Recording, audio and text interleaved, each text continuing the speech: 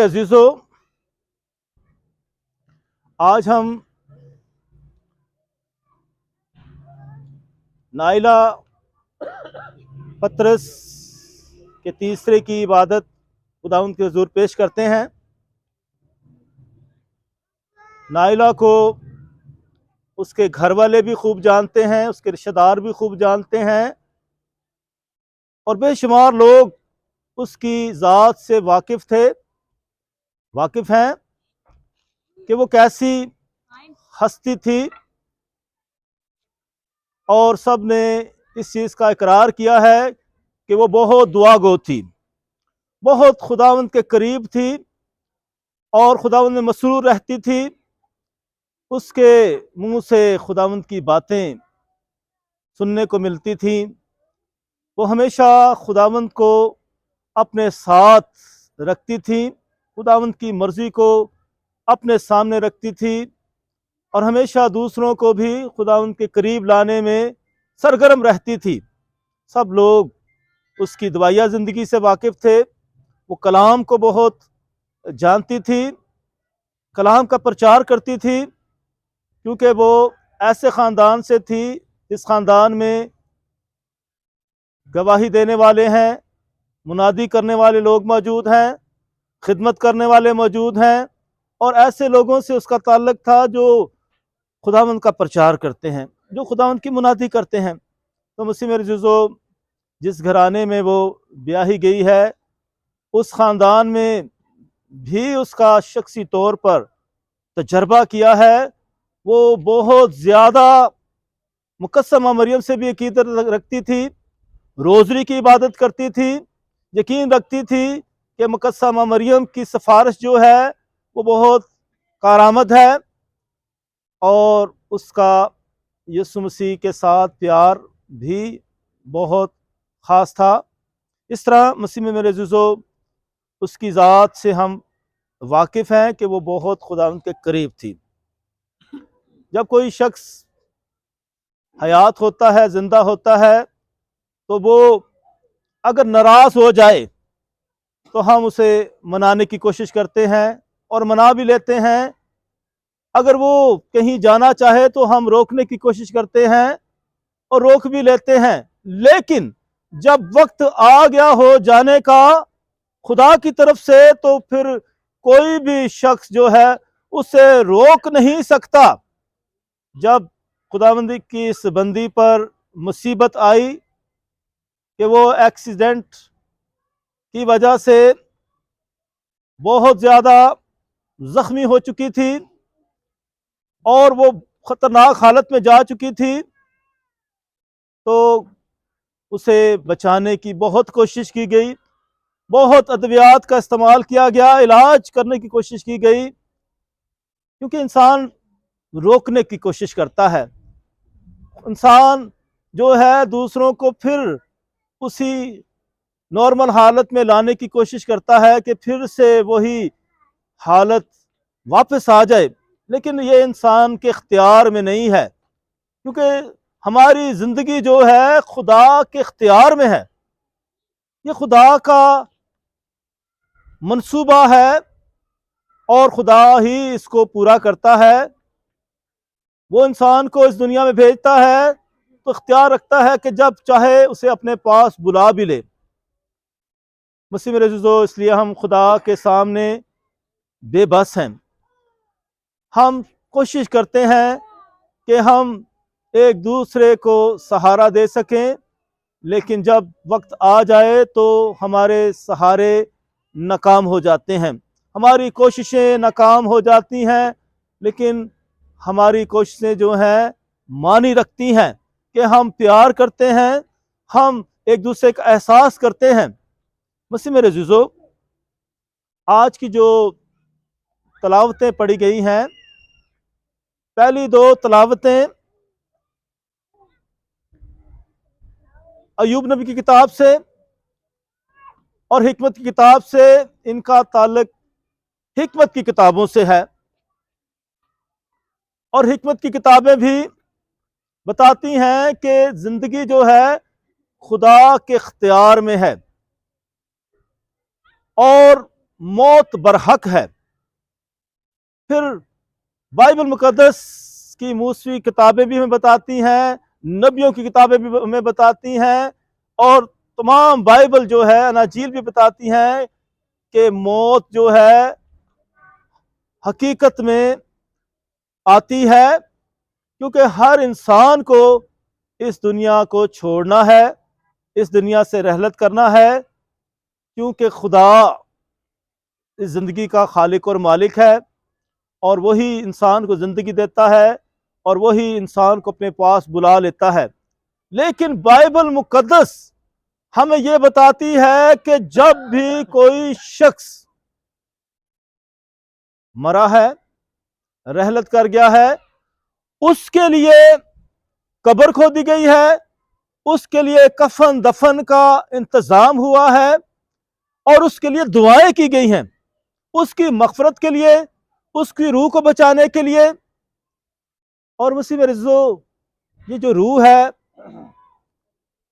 ایک روح وہ جو خدا پھونکتا ہے انسان میں، انسانی بدن میں، وہ پاک ہے، اور جو دوسری روح ہے جس سے سول کہتے ہیں، وہ پوری شخصیت ہے۔ اس روح کے اندر انسان کی ساری باتیں ہیں، اس کی ساری نیکیاں ہیں، اس کی ساری یادیں ہیں، اس کے سارے کام ہیں، اس کی ساری باتیں ہیں، اس کی خوبصورت باتیں۔ اس میں خامیاں بھی ہو سکتی ہیں، اس کی کوتاہیاں بھی ہو سکتی ہیں، اس کے گناہ بھی ہو سکتے ہیں، لیکن اس کی نیکیاں بھی ہو سکتی ہیں۔ اس پوری شخصیت کو بچانے کی بھی ضرورت ہوتی ہے۔ وہ روح جو خدا نے پھونکی تھی وہ تو پاک ہے، لیکن دوسری روح جو ہے اسے پاک ہونے کی ضرورت ہوتی ہے۔ اس لیے کلیسیا ہمیں سکھاتی ہے کہ برزخ کی روحیں، پاتال کی روحیں، عالم اسفل کی روحیں، جس کو خداوند بھی آزاد کرتا ہے کہ وہ برزخ میں جا اترا رسولوں کے عقیدے میں۔ وہ ان ضدی روحوں کے پاس گیا جو نوح کے وقت سے ضدی تھی، عبرانیوں کے نام خط میں، اور اسی طرح مسیح عزیزو اس روح کو بچانے کی ضرورت ہوتی ہے۔ صرف روح ہی نہیں بچے گی، یہ جسم بھی جو ہے یہ بھی بچاتا ہے، اس کو بچانے کی ضرورت ہوتی ہے، کیونکہ ہمارا جسم جس کو ہم سپرد خاک کر دیتے ہیں، ایسی جگہ پر اسے رکھا جاتا ہے جو آرام کی جگہ ہے۔ جس گھر میں ہم رہتے ہیں اس گھر کو صاف ستھرا رکھا جاتا ہے، جس بستر پر ہم سوتے ہیں اس بستر کو بھی صاف رکھا جاتا ہے، کیونکہ گھر جو ہے آرام کی جگہ ہے۔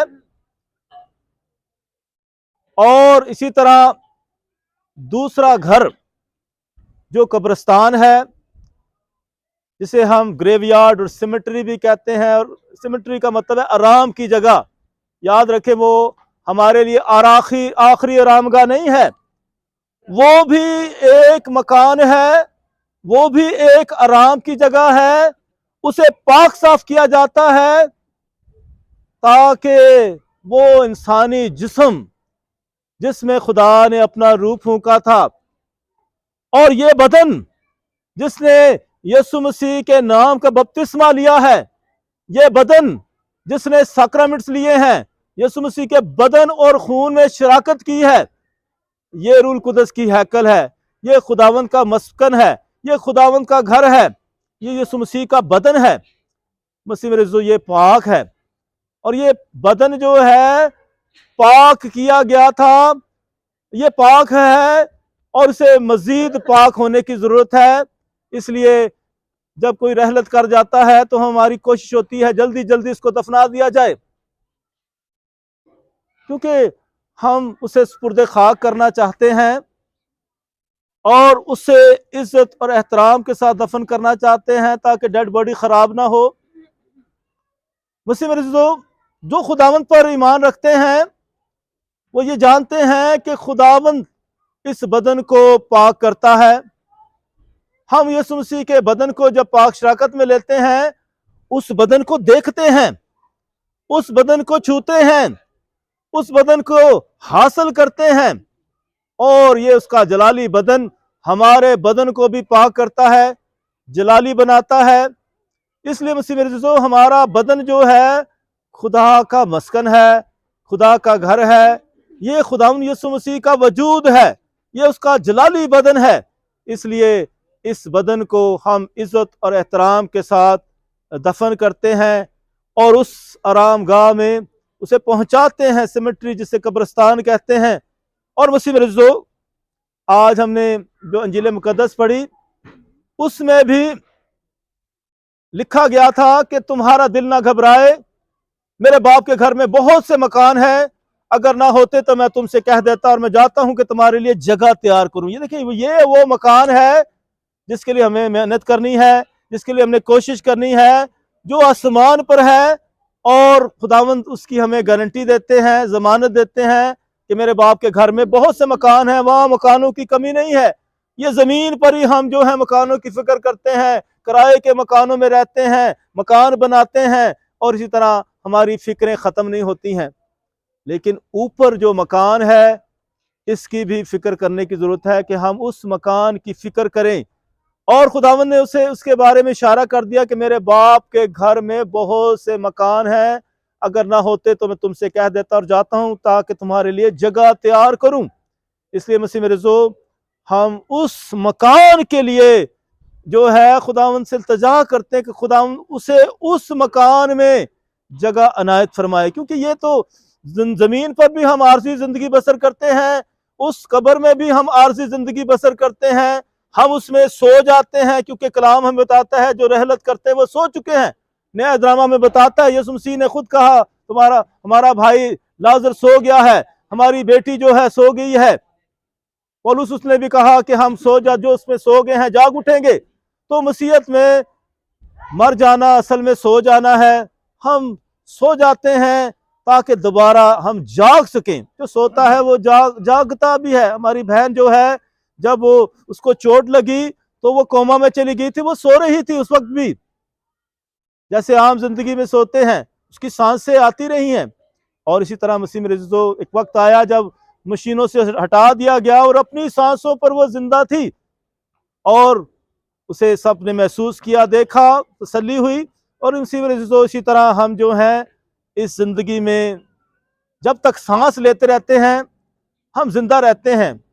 اس لیے ہمارا سفر جو ہے سانس لینے کا اور سانس بند کرنے تک ہے۔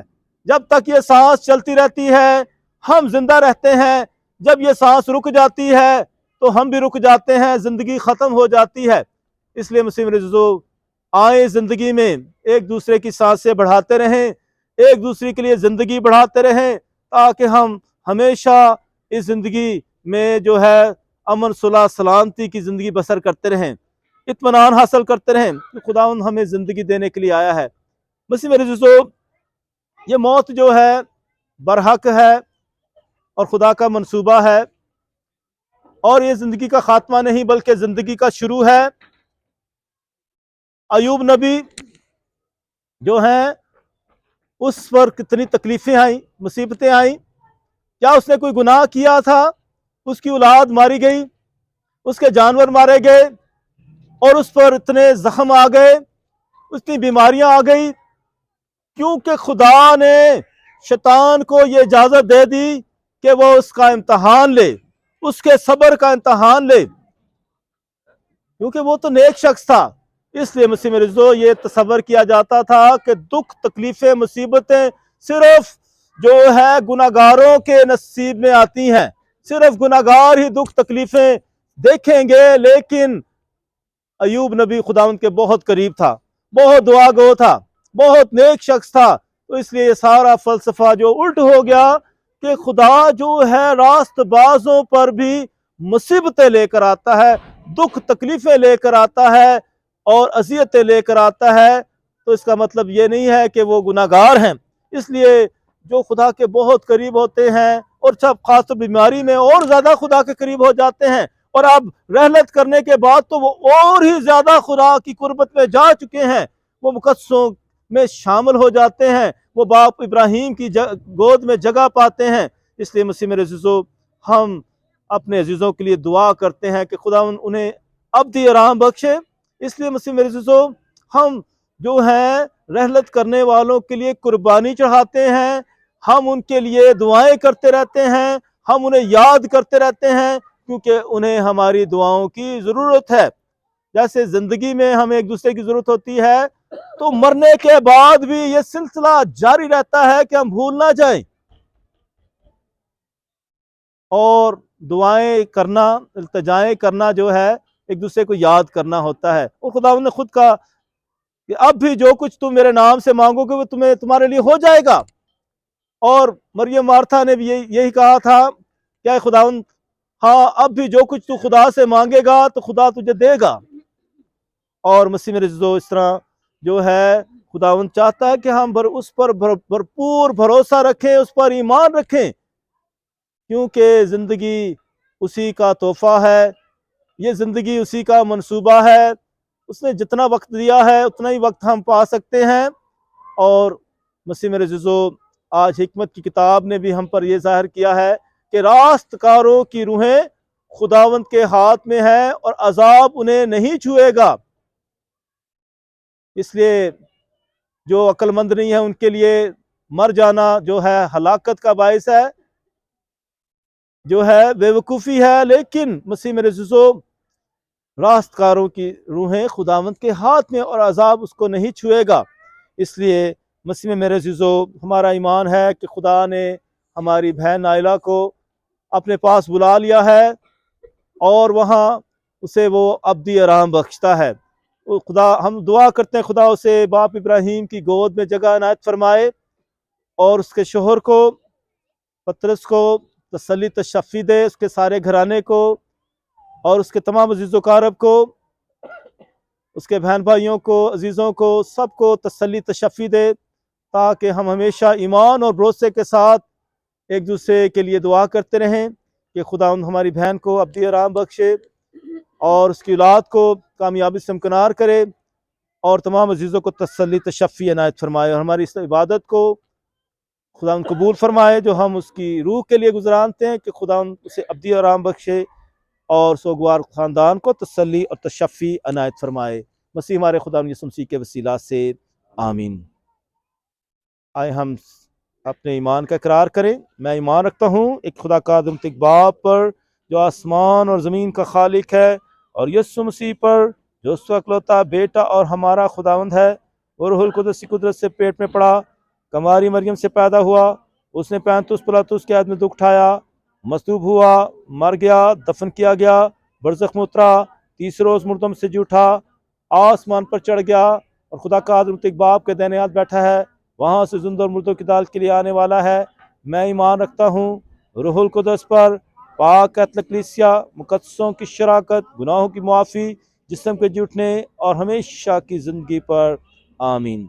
आए हम अपनी मुनाजात खुदा के ज़ूर पेश करें। अभी वक्त है कि आप अपनी मुनाजात खुदा के ज़ूर पेश कर सकें। हम दुआ करते हैं खुदावंद हमारी बहन नाइला को अब्दी आराम बख्शे और सोगवार ख़ानदान को, अजीज़ कारब को, सबको तसल्ली तशफ़ी इनायत फरमाए। अजीज़ों, इस मकसद के लिए दुआ करें। आप भी अपनी मुनाजात खुदा उनके हुज़ूर पेश करें।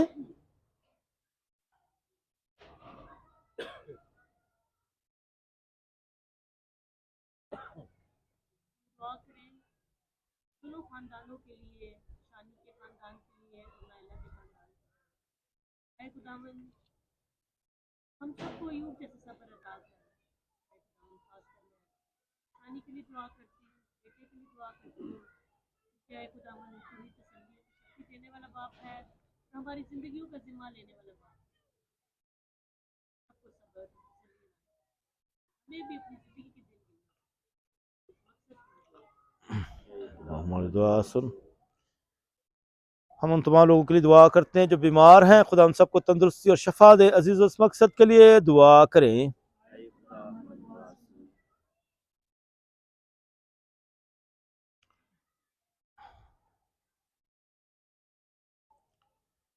आए हम अपनी तमाम मुनाजात जो हमने खुदा उनके ज़रूर पेश की, हर जो हमारे दिलों में भी हम कदसा माँ मरियम की सिफारिश के साथ खुदा उनके ज़रूर पेश करें कि खुदा उनका असर हम तक जल्द पहुँचाए। सलाम मरियम पुरफ़ज़ल, खुदावंद तेरे साथ है, तो और तुम्हें मुबारक है और मुबारक है तेरे पेट का फल यस्सु। اہم قدسہ مریم خدا کی ماں ہم گنہگار کے واسطے دعا کر آپ پر ہماری موت کے وقت آمین۔ جلال باپ اور بیٹے اور روح القدس کا ہو۔ تمام مرحوم ایمانداروں کی روحیں اور نائلہ کی روح خدا ان کی رحمت سے آرام میں رہے، آمین۔ خدا باپ اور بیٹے اور روح القدس کا برکت آپ سب پر نازل ہو، آمین۔ ہم ایک اور زبور گائیں گے، رہے گا نام صدا سی کر، رہے گا نام